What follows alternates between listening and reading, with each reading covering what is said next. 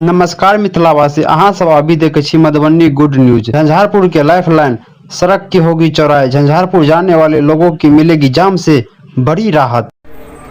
जो मुख्य सड़क है उसकी कब तक बनने की उम्मीद रखी जाए? नहीं, मुझे प्रसन्नता है और आपके माध्यम से मैं झंझारपुर के लोगों को भी ये जानकारी देना चाहूँगा कि झंझारपुर की प्रमुख सड़क है और ये लाइफलाइन है।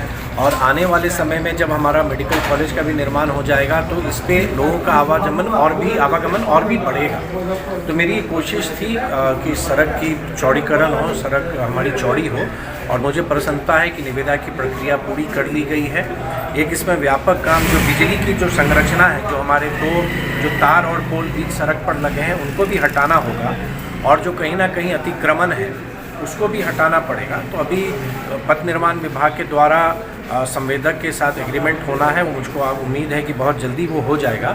तब तक जो अन्य औपचारिकताएं हैं उसको पूरी की जा रही हैं, और प्रसन्नता ये है कि पथ निर्माण विभाग का कार्यालय भी अब झंझारपुर में कार्य करने लगा है, और उसके कार्यपालक अभियंता भी हैं, यहाँ सहायक अभियंता भी हैं। तो मुझको ये उम्मीद ज़रूर है कि बहुत ही शीघ्र इस सड़क में, क्योंकि संवेदक को संभवतः 1.5 वर्ष का समय मिला हुआ है इस पूरे कार्य को संपादित करने के लिए, लेकिन मेरी भी ये कोशिश रहेगी कि विभाग के माध्यम से जो एक कार्य है इसको जितना जल्दी हम लोग कंप्लीट करा सकें। लेकिन मुझे इस बात की ज़रूर संतुष्टि है कि एक बहुत बड़ी समस्या जो हमारे झंझारपुर के लोग उसका सामना कर रहे थे, ट्रैफिक जाम से जूझ रहे थे, वो आने वाले समय में वो दूर हो जाए। क्या उम्मीद किया जाए कि बरसात से पहले काम शुरू हो जाए? नहीं, देखिए, ये कार्य जो सड़क निर्माण का है उससे पहले 2 प्रमुख समस्याएं आएंगी। एक तो है अतिक्रमण का, और दूसरा जो बिजली की जो संरचना है उसको शिफ्ट करने का। क्योंकि आप देख रहे होंगे कि वर्तमान सड़क की जो चौड़ाई है, और जब उस चौड़ाई को बढ़ाया जाएगा तो बीच में ही विद्युत के पोल और उसके तार आ रहे हैं, तो उनको शिफ्ट करना पड़ेगा और नए सिरे से नए पोल और नए तार लगाए जाएंगे। तो सड़क के कार्य करने से पूर्व जो बिजली का जो शिफ्ट करना है पूरी उसकी संरचना को, जो सड़क के मध्य में आ रही है, वो कार्रवाई की जाएगी। और तब तक जो अतिक्रमण अगर कहीं है उस सड़क पर तो उसको भी प्रशासन को दूर करना पड़ेगा। तो मुझे ये तो मैं नहीं कह सकता कि बारिश से पूर्व, क्योंकि बारिश तो अब लगभग आ चुकी है, लेकिन हम बहुत जल्दी आप इस सड़क पर काम होते हुए आप देखेंगे। हम दिलवा देंगे जो NOC लेना है, तो बिजली की सप्लाई कैसे वहाँ पे मिलती रहे, और अगर जब बिजली ऐसी कोई समस्या आ जाए तो क्या वहाँ जनरेटर दिया जा सकता है, तो फिर जनरेटर अगर देंगे तो जनरेटर में जो उसमें तेल की आवश्यकता होगी वो उसकी पूर्ति कैसे होगी। तो इन सब विषयों पर गंभीरता से बात हुई है, और मुझको विश्वास है, परेशानी है, लेकिन हाँ इतनी ज़रूर है कि जो 2 वर्ष पूर्व की स्थिति थी आज वैसी स्थिति नहीं है। पानी अगर आ रहा है, जमा हो रहा है, तो पानी पंप के माध्यम से निकाला भी जा रहा है। आने वाले समय में हम जो सम्प हमारा बना हुआ है, जो प्लास्टिक के पाइप के माध्यम से पानी की निकासी हो रही है, क्या उसको हम बेहतर कर सकते हैं, उसमें भी कुछ कार्रवाई हुई है। वो भी DM साहब ने निर्देश दिया है, अभियंताओं की एक टीम बना दी है कि वो जाके देखें भी कि उसकी वर्तमान स्थिति है। और स्थानीय मुखिया जी द्वारा बताया गया कि एक नहर बनाया जा रहा है, और उस नहर के माध्यम में भी उसको जोड़ा जा सकता है इस नाले की निकासी के लिए। वो भी DM साहब ने निर्देश दिया अभियंताओं को, एक 3 अभियंताओं की टीम बनाई है कि जाके वो देख लें कि क्या सही में वो संभव है या नहीं, और अगर संभव है तो उस अनुरूप कार्य योजना हम लोग उसको स्थानीय प्रशासन द्वारा बनाया जाएगा।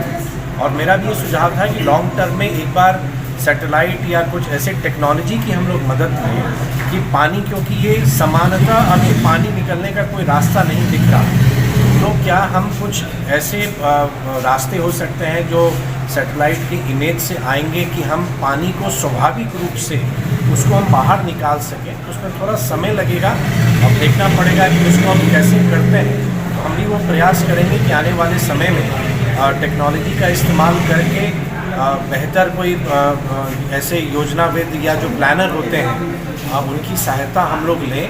ग्राम पंचायत की अपनी सीमा है, लेकिन उस सबको देखते हुए भी आने वाले समय में मेरा प्रयास रहेगा कि स्थायी समाधान इसका हम लोग करें। लेकिन तत्काल अभी यही है कि जो हमारा सम्प हाउस है उसके दोनों मोटर बेहतर रूप से संचालित हों, और अगर पानी वहाँ जमाव होता है तो मोटर के माध्यम से, पाइप के माध्यम से, सम्प के माध्यम से वो पानी को हम निकाल सकें।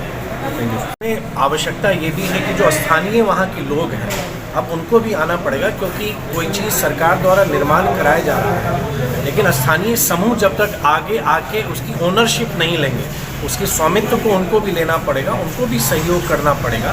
तो ये समस्या ऐसी है कि सबों की जवाबदेही लेनी पड़ेगी। सिर्फ जनप्रतिनिधि की ये जवाबदेही इसको ना माने।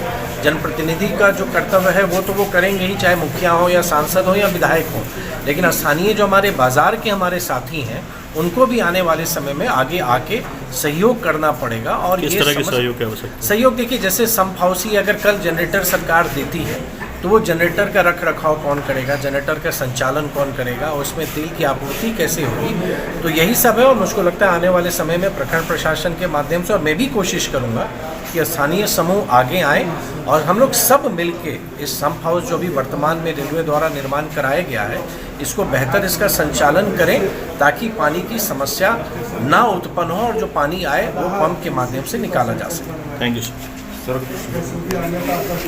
जिला पदाधिकारी को धन्यवाद देंगे कि अभी उन्होंने हाल ही में मधुबनी ज्वाइन किया है जिलाधिकारी के रूप में, और हमने उनको आग्रह किया था कि आप जो एक बहुत बड़ी समस्या है झंझारपुर स्टेशन क्षेत्र की जल जमाव का, उसकी एक समीक्षा आप अपने स्तर पर करें। और आज उसी के तहत अनुमंडल कार्यालय में जितने भी संबंधित पदाधिकारी हैं या अभियंता हैं, जनप्रतिनिधि हैं, उनके साथ उन्होंने बैठक की और बहुत ही विस्तार से सभी विषयों पर वर्तमान स्थिति क्या है, हम आगे क्या कर सकते हैं, उस पर उन्होंने बहुत ही गंभीरता से उन्होंने चर्चा भी किया। और उन्होंने जो संबंधित निर्देश थे, जो आवश्यकता थी उसके लिए उन्होंने निर्देशित भी किया।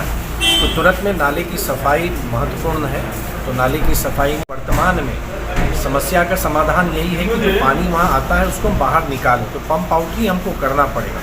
तो संप हाउस लगा है, बना हुआ है, 2 मोटर है, बिजली सप्लाई उसको मिलती रहे, उस पर भी विचार किया गया। और बिजली विभाग के कार्यपालक अभियंता थे, उन्होंने भी कहा उसमें कुछ